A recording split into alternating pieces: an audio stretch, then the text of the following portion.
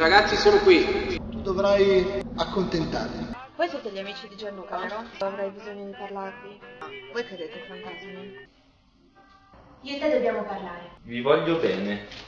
Daniela. Non vuole proprio più avvicinarti a questa casa. Dimmi della chiave. Ci servirà per aprire una porta un po' più complicata. Aprirla per cosa? Ma per riportare a casa Gianluca. Potrebbe non essere Gianluca. Ed è pericoloso, molto. Ma che cosa?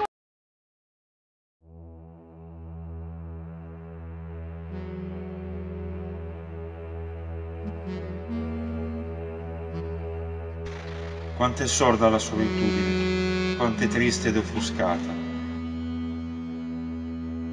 È nebbia anche dentro casa, un mare senza pesci, un bosco senza alberi, un libro che non puoi leggere. Vi è solo la copertina, di scritto non c'è niente.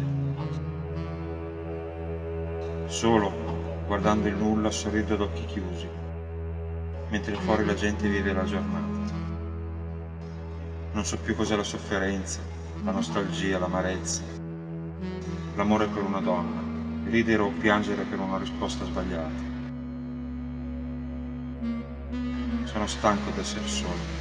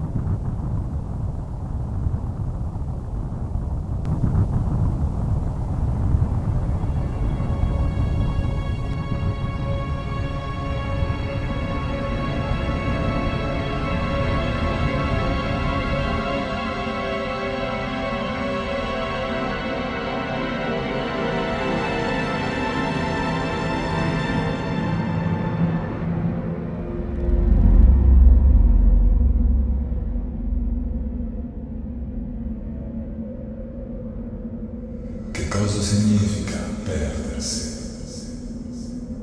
Io mi sono perduto.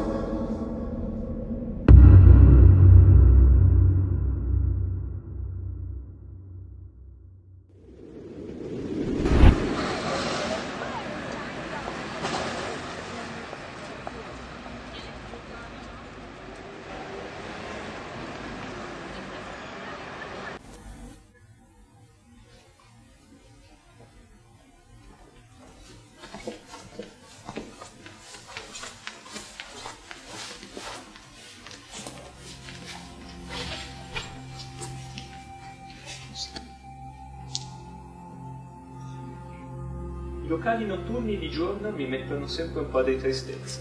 Sarà per questo che la gente ci viene di notte.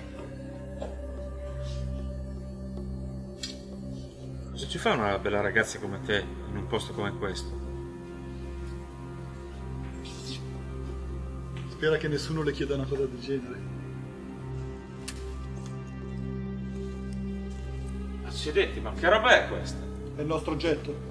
Sembra un frullatore. È un regalo di Giallo, l'aveva comprato su eBay. In teoria doveva proiettare un cielo stellato. Sì, ma è talmente brutto che se ne vergognava anche lui. Già, però è pur sempre il suo regalo. Bene, ci siamo. Che ognuno tiri fuori il suo. Speravo di sentirtelo dire.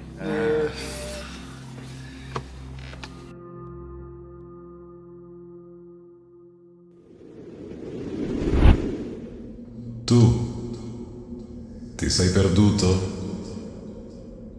Sì, io... Che cosa significa? Non esisti tu, forse, ovunque tu sia? Non sei forse vivo, ovunque tu sia?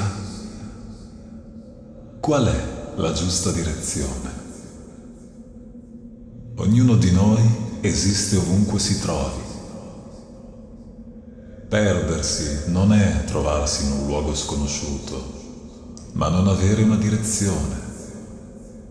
A volte non si può averla, a volte non si vuole. Un cammino senza direzione è come un terreno sterile. Non c'è vita senza crescita e non c'è crescita in un terreno sterile. Il seme si lascia portare dal vento in alto nel cielo e protende i suoi filamenti in cerca del terreno su cui attecchire e diventare albero.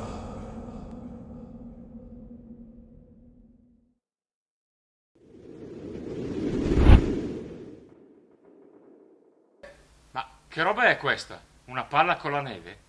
Ma avete svuotato la cantina? Incredibile. Che banda di svitati. Se continui così finirai per rovinare tutto. Ma certo, perché quando il giochetto non funziona è colpa di Max e il guastafeste. Ma povero me. Ci faremo il nostro girotondo e poi tutti giù per terra, con un palmo di naso e un po' più di senso del ridicolo addosso. Ma se la pensi così, cosa ci sei venuto a fare? Perché a casa mi annoiavo, guarda un po'.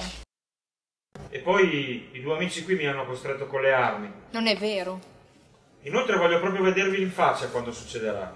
Ma quando succederà che cosa? Niente. Un niente bello, grosso e tondo. Ma perché fai così? Sì, Max, che cosa ti costa? A me? Niente, figuriamoci. Io non lo credo, secondo me c'è dell'altro. Sì, hai ragione. Che cosa c'è, Max? Io non so di cosa Da parlare. quando sei venuto continui a riderci in faccia, eppure sei qui come noi, no? Perché? Sarei di avervelo già detto. Ah sì, ma io non ti credo. Ho capito. Tu non hai paura che non funzioni, hai il contrario. Tu non hai paura che Gianluca non torni, ma che riesca a tornare. Max, non è così, vero? Per favore.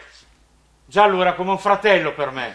È come un fratello. Era, ma andiamo. Tu lo vedi in uno specchio, Marco riflesso su un vetro, quello lo vede in sogno e qualcun altro in fotografia. Questo non è il modo che ha la gente viva di comunicare. Allora ammetti che certe cose esistono. No, io... Ma se dici che comunica con noi non essendo più vivo, non c'è altra spiegazione.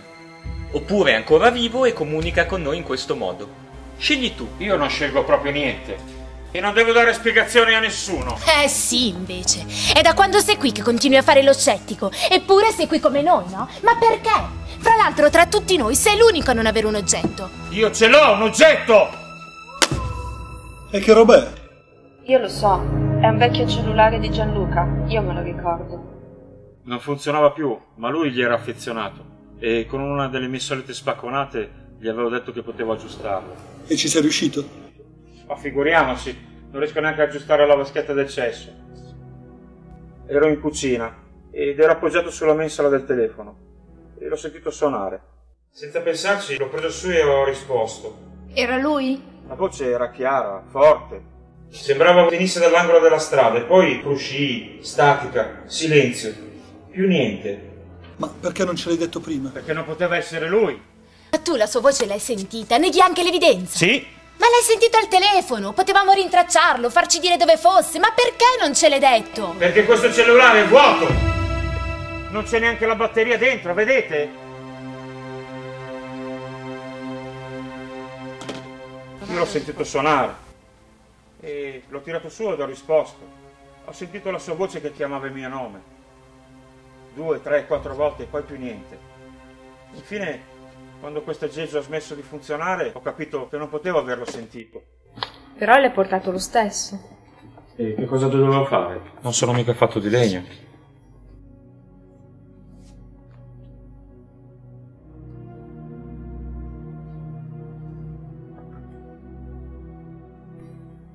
Ok, possiamo cominciare.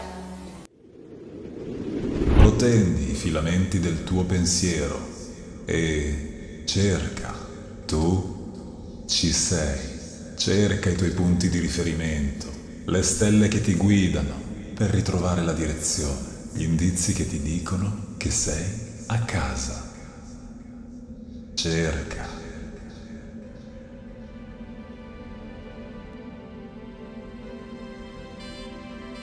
Cerca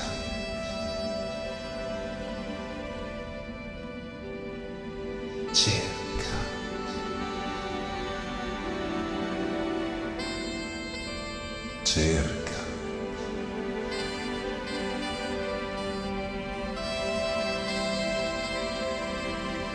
Cerca. Cerca.